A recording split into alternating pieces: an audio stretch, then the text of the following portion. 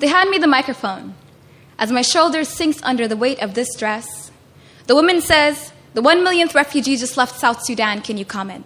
I feel my feet rock back and forth on the heels my mother bought, begging the question, do we stay or is it safer to choose flight? The woman says, "The 1 millionth refugee just left South Sudan, can you comment?" My mind echoes to the numbers.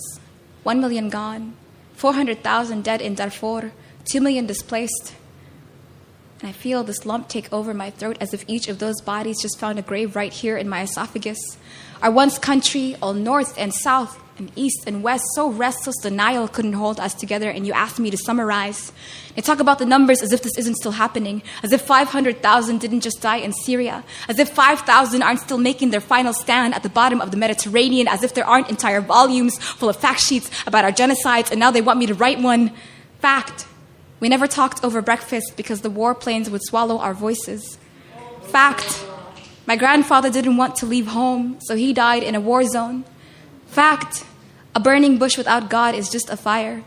I measure the distance between what I know and what is safe to say on a microphone. Do I talk about the violence, displacement? Do I mention the sorrow, how it's never as simple as what you see on TV, how there are weeks' worth of fear before the camera's on? Do I tell her about our bodies, how they are 60% water, but we still burn like driftwood, making fuel of our sacrifice? Do I tell her the men died first, mothers forced to watch the slaughter, that they came for our children, scattering them across the continent until our homes sank, that even castles sink at the bite of the bomb? Do I tell her about the elderly, our heroes, too weak to run, too expensive to shoot, how they would march them, hands raised, rifles at their backs into the fire, how their walking sticks kept the flames alive? It sounds too harsh for a bundle of wires and an audience to swallow, too relentless, like the valley that filled with the putrid smoke of our deaths. Is it better in verse? Can a stanza become a burial shroud? Will it sting less if I say it softly? If you don't see me cry, will you listen better? Will the pain leave when the microphone does what? Does every word feel like I'm saying my last?